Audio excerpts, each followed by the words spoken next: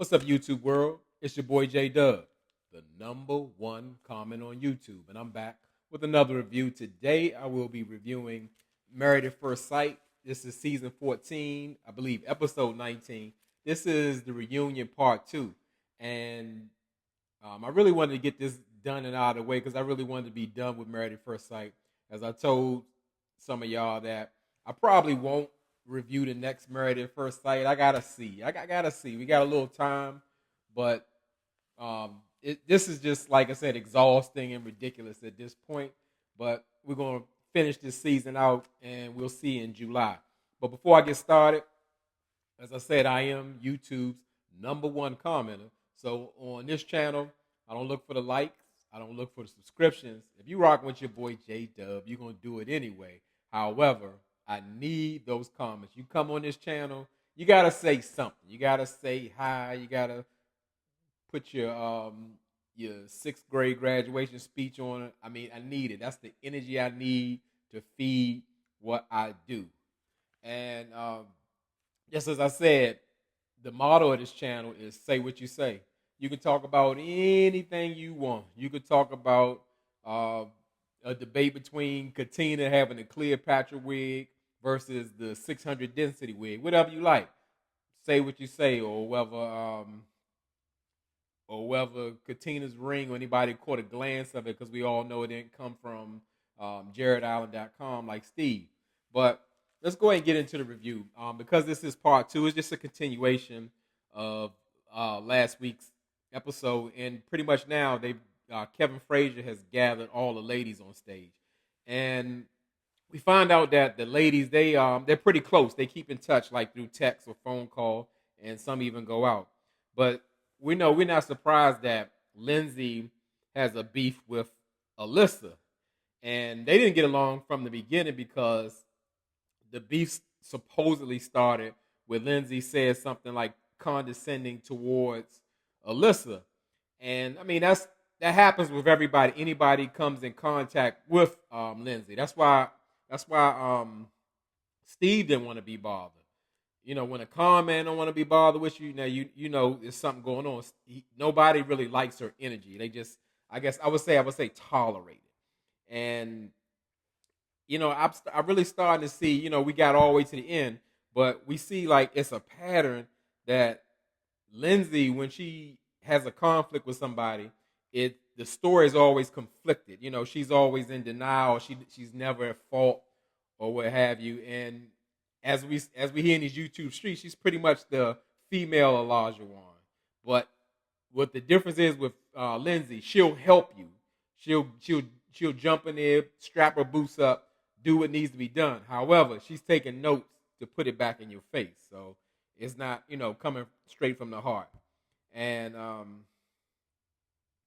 like Mark said, like with the stories that she tells, she's always leaving something out. Because the beef with Lindsay, she said she called Alyssa to kind of straighten everything out, but Alyssa didn't have time for her, didn't want to hear that.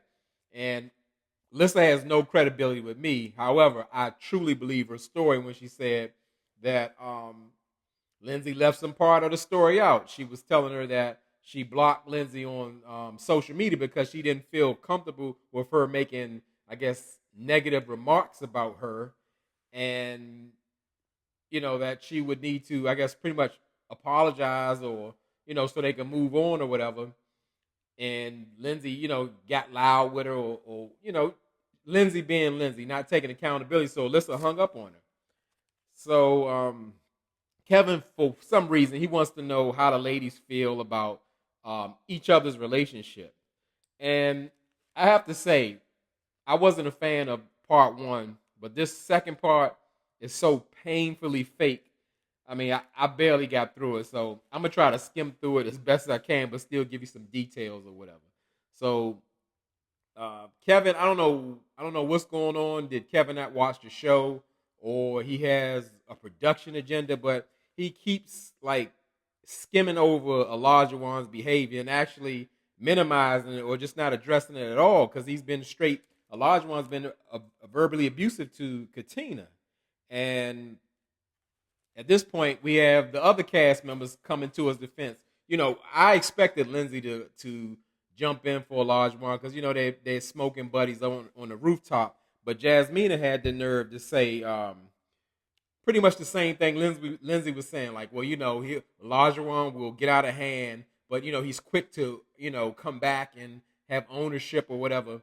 I mean, that's the best formula in the world for an abusive person. That's actually that's a part of the cycle of abuse.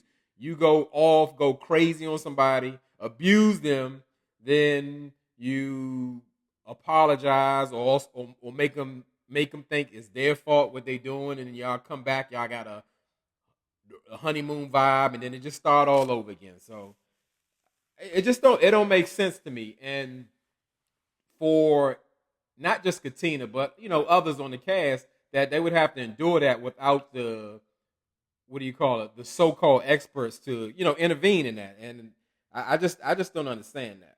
And you know Lindsay, she pretty much denies everything about any type of wrongdoing and said that she's open to criticism, and she's really welcoming to feedback. And that made me think of how when they were just playing the game at the at the vacation house in Vermont, where everybody was saying like, "Hey, Lindsay is the one who's gonna start a fight," and then she put in all this speech. I'm the alpha woman, and y'all are just falling behind me, and I'm great, and y'all need to watch what I'm doing, all that kind of stuff. It's nothing about Lindsay that is vulnerable, takes feedback or none of that kind of stuff. So, you know, even Elijah one called Lindsay out. He was like, Lindsay just doesn't take accountability. And I'm thinking like they best friends, but we'll get to that part before. We still on the ladies. And I would say Alyssa, even though, like I said, I'm not an Alyssa fan, I vowed not to talk about it. I couldn't bring myself to do a review on Alyssa and Chris. I tried a couple of times, but it didn't work. But we do find out is a situation where Lindsay does have a beef with Alyssa. She's saying that Alyssa is reaching out to Mark through the DMs and how inappropriate that is. And Lindsay, of course, tells Mark pretty much, I got a problem with Lindsay, so pretty much you got a problem with Lindsay. But Alyssa said that's not how it is. She got the receipts to show that Mark's been reaching out to her, but it's been all platonic. And then, of course, Katina had to back up Alyssa and say, like, it's just normal, friendly conversation. I've seen the text or whatever. And it was kind of weird that the abused housewife in Katina is actually backing up Alyssa to be strong, to stand in her voice, so to be heard. It's a weird dynamic. It's like the blind leading the blind kind of situation. But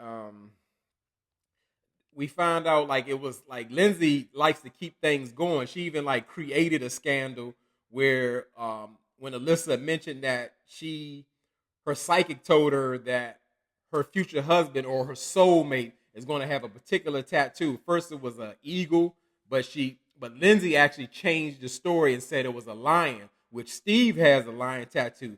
And Lindsay went to each and every wife on the show and let them know about that tattoo conspiracy because it was actually made up. And she even brought it to Alyssa in the end, thinking like, oh, don't get worried, but pretty much like Noy's gonna be after. Alyssa's gonna be after Steve, telling Noy that, and like I said, Alyssa, Lindsay's going to deny everything, any and everything about that. Again, she won't take accountability, but it really shows what type of like messy situation her mindset is. She not right. She might come off nice and sweet, but it's all an act. So we go into the guys segment, and the guys segment reminded me of like it was a foundation or a charity or something. We're gonna save Mark the Shark, that kind of segment. And like I said, Elijah Wan was really pushing hard that Lindsay is just straight up not a person who's able to be accountable at all. And I like I said, I think that's ironic in the sense of that he cusses Katina out and demeans her and then follow up with apology. I guess that's accountability to Olajuwon, but it ain't. But I guess that everybody's just trying to, they're trying to help Mark out. So Mark pretty much confirmed again that Lindsay was the biggest bully he ever met in his life, and he's been bullied all his life. And let's say shout out to members of the Dove fam that let me know that you can be bullied at an adult age, because I associate the term with someone being on the playground or whatever, and they're bothering you, and you go home and cry or tell your mom and all that kind of stuff. But looking up the definition of bully, yes, adults can be bullied. I prefer not to use the term, but yes, it's a real thing. So we learn. That's a part of getting down in the comments and doing the research and just hearing other people's perspective. And pretty much Mark saying Lindsay is just the biggest bully of all. And what blew my mind, blew me out the water, is when Mark actually said that Lindsay spit on him. And I'm like, hold up. She spit on him, but come to find out she spit on his shirt. Regardless, it's the same thing. I guess the face would be worse, but spitting on purpose in any capacity is absolutely unacceptable and ridiculous. But I wonder, at this point, how could you say yes, somebody you've known for a few months, and they get upset at you and spit on you, and we can move forward? We can't move forward. After decision day, before decision day, we done. Right then and there, we done. How connected could you really be or committed to something like that? I mean, that just shows, bottom line, Lindsay absolutely has zero respect for Mark, no matter what he said or what he done. So, we as far as Mark and Lindsay, it just got real out of hand. It got real heated. So we come to find out, 7 days in after decision day, I guess during that time they was doing some renovations. I don't know how heavy you can do renovations in 7 days. Maybe Lindsay painted the walls and changed the floor out or whatever they got done. But they had that big blow up where Lindsay was threatening Mark, and I believe that Lindsay goes hard on national TV. Can you imagine when zero cameras up, not even the hidden cameras like after hours or none of that? I know she don't respect Mark at all. Mark is afraid of her. You can see that. So I believe every word that, she threatened him, and Mark is like, well, you got to go. You ain't got no claim. You can get out or whatever. It seemed kind of out of place that after Lindsay gave up her apartment and Mark put her out or whatever, but said she could stay, I guess for some months till she get a place. But Mark should have never said yes on decision day. But at this point, the way Lindsay has treated Mark, it don't matter what she did. I don't care if she put $100,000 in Mark's grandmother and mother condo or whatever. She got to go. She got to go. Give her money back, tear the floors up, give it back to her, peel the paint off the wall, put it back in the bucket. So we finally get to the moment we've all been waiting for. We finally get to hold Isaac accountable for his behavior throughout the season, because he's in the hot seat now. And I mean, he did not even want to hear the questions or anything like that. He was bothered. He was very open about talking about Mark the Shark situation, but he didn't want to really get into being accountable and all that. So I don't know if it's if it's production, if it's Kevin Frazier's lack of knowledge of the show or what, but it's like they just smooth right over it. Like everybody just started making excuses for Olajuwon. I mean, they were speaking like politically correct. Even Steve turned into Olajuwon publicist and started talking about, we're all going through a process and it's an adjustment. And, it was so ridiculous. Like, I'm like, this is the time where he can really answer and be accountable, because guess what? The first part, some people actually believe that Olajuwon has turned over a new leaf. Like, he's a new man. No. He's dealing with the pushback from the comments, and he probably can't go nowhere without being cussed out or something thrown at him or called some type of names or whatever. He can't exist, he can't live. But now he's trying to, clean his act up for Katina, getting her that big ass ring or whatever. So um it just blew my mind. Like I was like, I can't believe this. I thought we was gonna finally like make this man, bring him to the front and say like, no man, the way you treated Katina was ridiculous. There's no way. I don't even know how she said yes to you.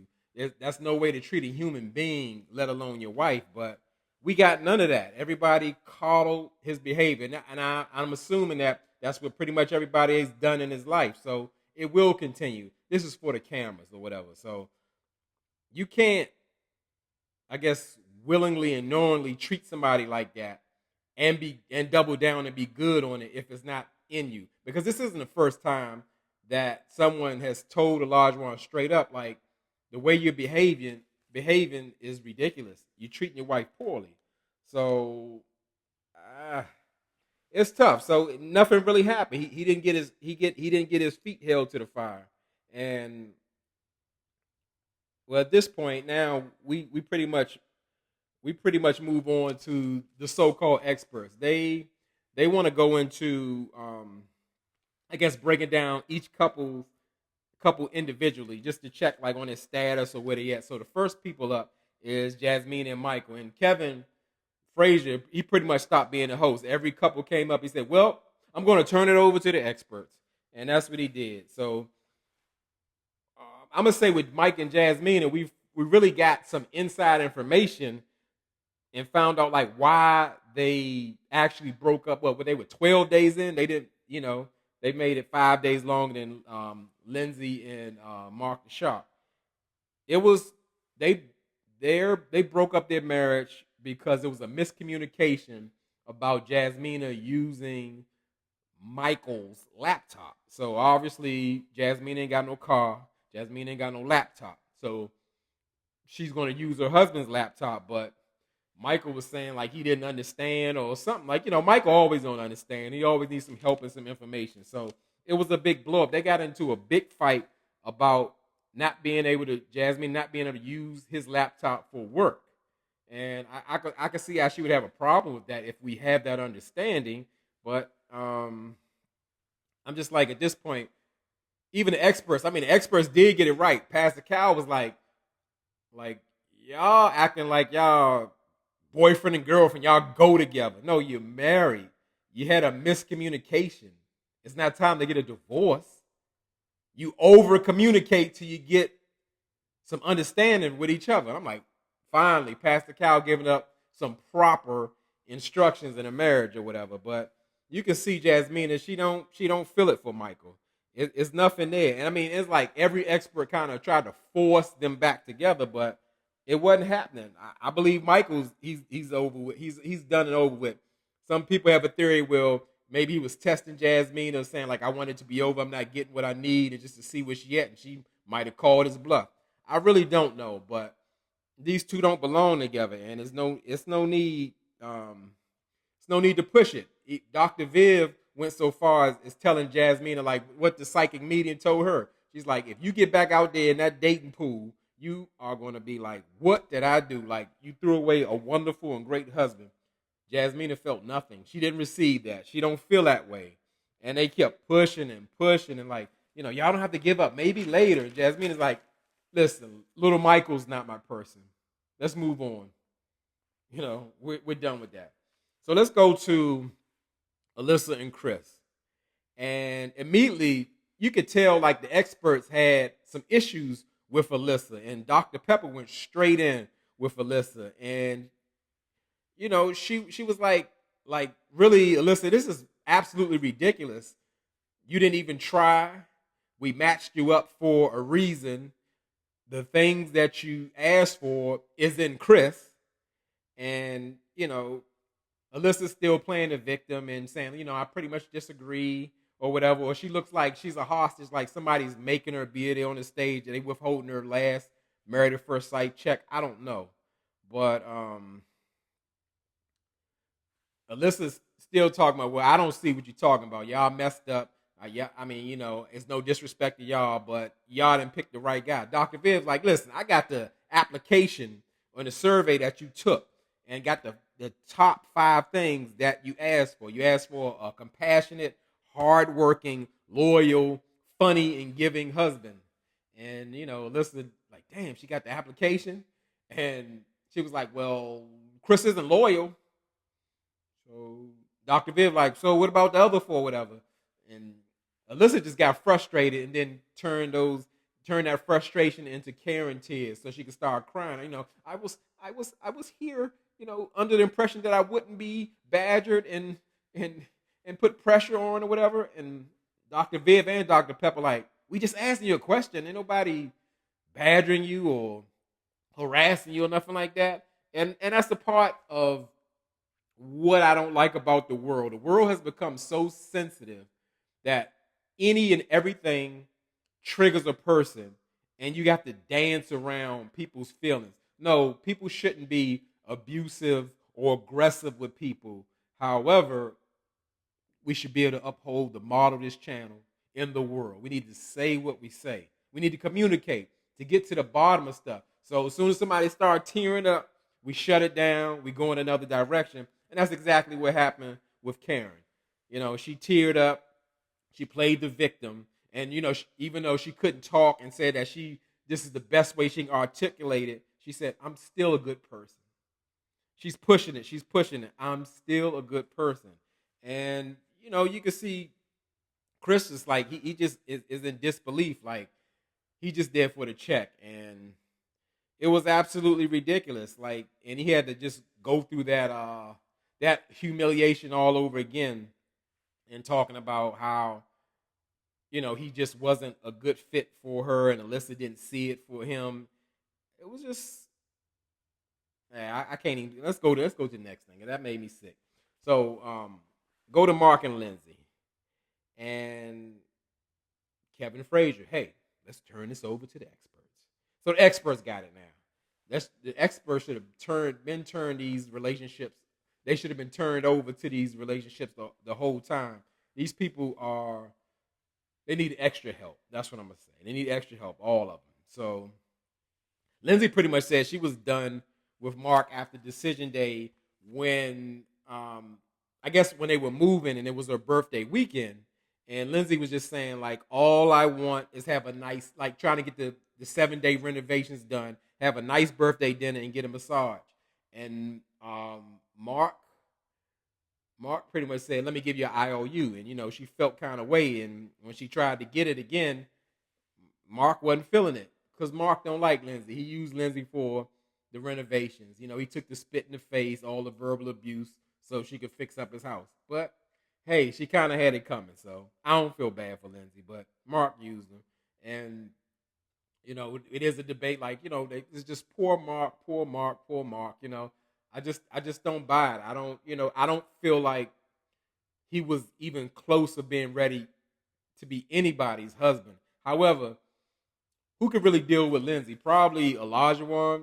Yeah, she probably would like that because, Lindsay said she needs a guy who can pretty much put her in her place. So, it just got like, just real, like, just out of hand for no reason. And we got to a point where Mark he kept crying like the whole time. And the whole time I was wondering, like, what was he so bothered by? But, with editing, you don't really know. But I noticed the time that he was really upset when they were talking about the segment of him, I guess, hearing what Lindsay said in the bathroom at the bowling alley. And I was definitely waiting for that because I wanted to know how he would respond to that. I'm thinking, shoot, that might have been a reason he said he can't do it no more. Because that's what I said. Like, after Mark hears this, he should never even speak to Lindsay again or whatever. And it's just everything was so forced. Kevin Frazier was trying to force an apology out of Lindsay of saying, like, because she spit on him. And she wasn't really trying to do it. The only way she started to go that direction is because a large one encouraged her. Like, we talked about this. You got to be accountable. You got to, own what you did or whatever. You're done with him. He had to do all of that to get her to finally say, like, well, yeah, I'm sorry. I can't take it back. I can't take it back. I can't take the spit off your shirt. So, I'm sorry I hurt you or whatever. It didn't seem very genuine, and Mark didn't receive it as being genuine or whatever. So, and actually, I can't give that credit to. Well, I have to give that credit to Steve, the moderator, because he asked Mark. They had to force Mark to ask Lindsay or speak on something else that bothered him. And as I said, I get that. Again, Mark was in an abusive marriage as well. However, I still hold him accountable for saying yes on decision day. It's nothing that Lindsay did to warrant to say yes to stay together. She never changed. Never. So to me, that's on Mark. That's on Mark for real. Not the way Lindsay act, but just to go forward and just staying together. So it was a mess. And you know what? What I am happy about, that is finally over. Like, I don't know a more exhausting show than this one. It was absolutely absurd, ridiculous. To me, the worst season out of all seasons. We thought we dealt with Hurricane K. This was a mess. So I did the best I could. Drop down in the comments. Tell me what you thought. Something I missed. Something you want to add. Because I'm probably going to need a lot of fillers in this. This was a filler reunion. They dragged this one all the way out unnecessarily. So, like I said, let me know what you think. And as I tell y'all could be anywhere in this YouTube world, but you're here with me. I really appreciate it, and I really mean it.